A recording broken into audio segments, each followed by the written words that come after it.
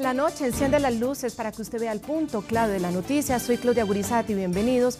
Hoy durante este programa vamos a estar conversando con el expresidente de Colombia y senador electo de la República, Álvaro Uribe Vélez, quien ha sido protagonista en esta contienda electoral de los colombianos que culminará el próximo 15 de junio, cuando asistamos a segunda vuelta para escoger al presidente de la nación.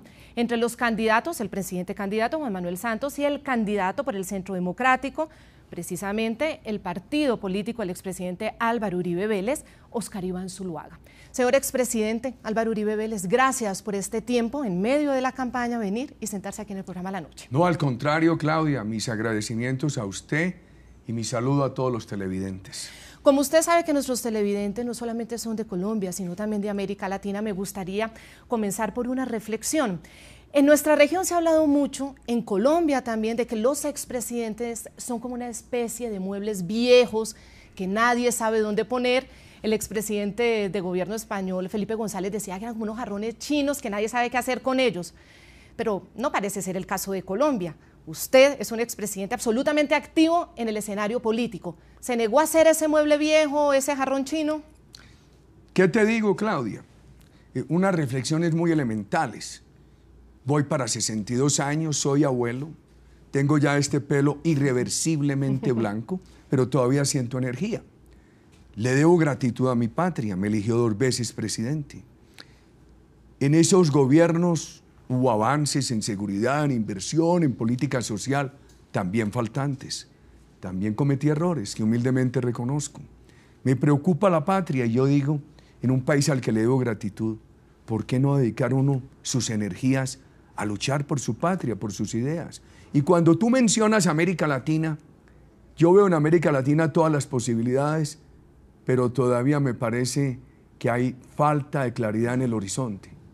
Es un continente con casi 600 millones de habitantes, una población muy joven, un desempleo juvenil muy alto, que necesita profundizar los valores democráticos, la empresa privada pero incluyente, que puedan participar todos los jóvenes, con educación, etcétera, como lo propone Óscar Iván Zuluaga aquí. Y yo veo a América Latina que le da miedo de la democracia, que la defienden vergonzantemente, que es muy inclinada por parte de algunos al castrochavismo. Y uno dice, ¿por qué no luchar? ¿Por qué no luchar en América Latina y en la patria? Y en eso estamos. Y eso es lo que lo mueve a usted, porque hay muchos críticos, sobre todo en un sector muy específico de la opinión. Son esas personas que tienen voz en los medios de comunicación, que, bueno, creen y así lo expresan, que lo que lo mueve a usted es esa necesidad de tener poder, de no perder el poder. ¿Qué tan cierto es? Yo salí el 7 de agosto de 2010 de la presidencia. Habíamos elegido al presidente Santos. Él se había comprometido a continuar y mejorar unas tesis. Ha gobernado en camino contrario, empezando por el descuido de la seguridad. Yo me fui a trabajar al extranjero, que en Naciones Unidas, que en universidades. Vinieron las elecciones del 2011, tuve que participar activamente. Debimos crear este partido. ¿Por qué dice debimos crear este partido? Porque, por ejemplo, el partido de la U. ¿Qué fue el otro partido que creó usted? Por supuesto, amigos nuestros, y que lo vincularon a mi nombre, llamándolo el partido de la U. Hombre, el actual gobierno lo orientó por un camino totalmente contrario al de sus principios, al de sus valores, al de sus creencias.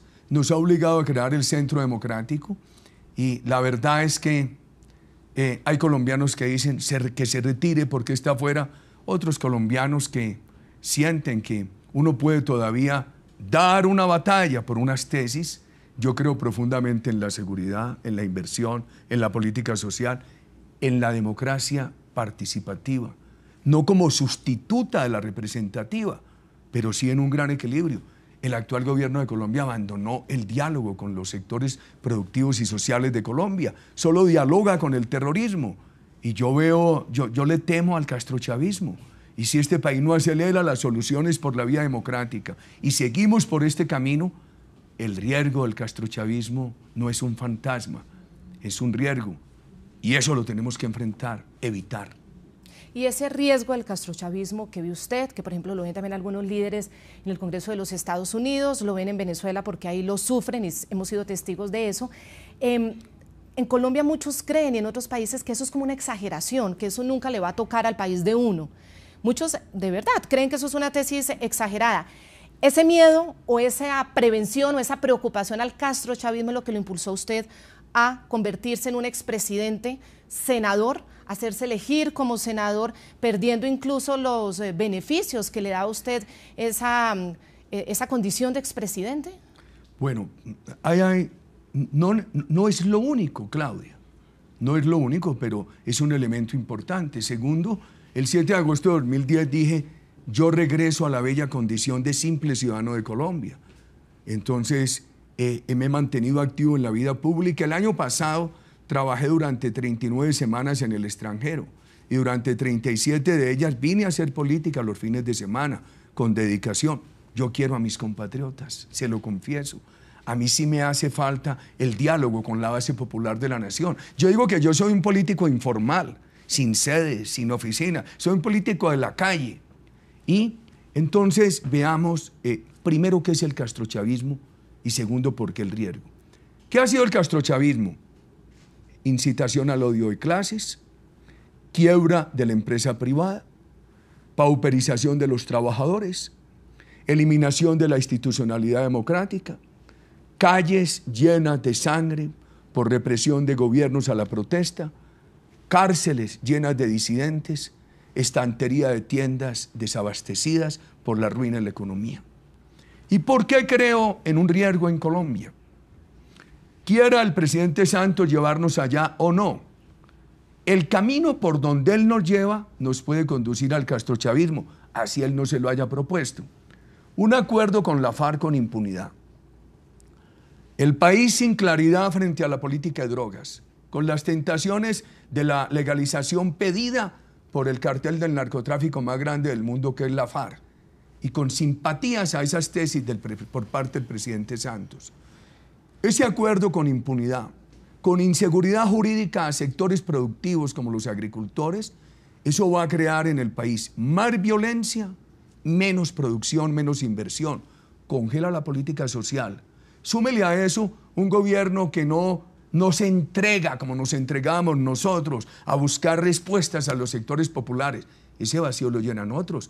Y puede ser que en el 2018 no elijan aquí al doctor Vargas Lleras, como lo pretende el presidente Santos, sino que elijan a alguien del castrochavismo, así sea moderado. Es fatal para Colombia. Es un riesgo. ¿Usted lo ve posible? ¿Usted cree que eso puede llegar a pasar? Eso puede llegar a pasar, no hay duda. Y entonces, ¿qué tiene que hacer el político? El político tiene que ser como el médico, anticiparse.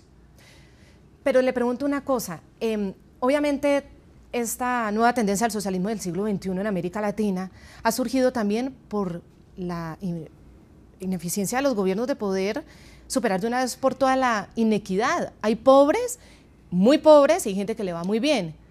¿Ese no es precisamente el principal riesgo para que ahí nazca el castrochavismo? Sí, pero mire lo que ha pasado.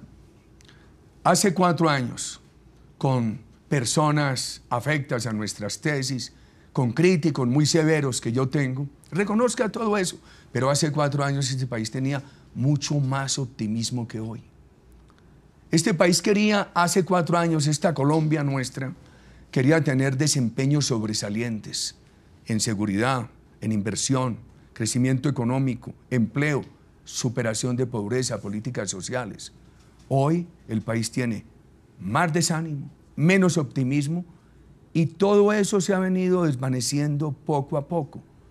Oscar Iván Zuluaga es una gran alternativa en esa dupleta con Marta Lucía Ramírez para que este país acelere el proceso de crecimiento económico simultáneo con superación de pobreza y con construcción de equidad.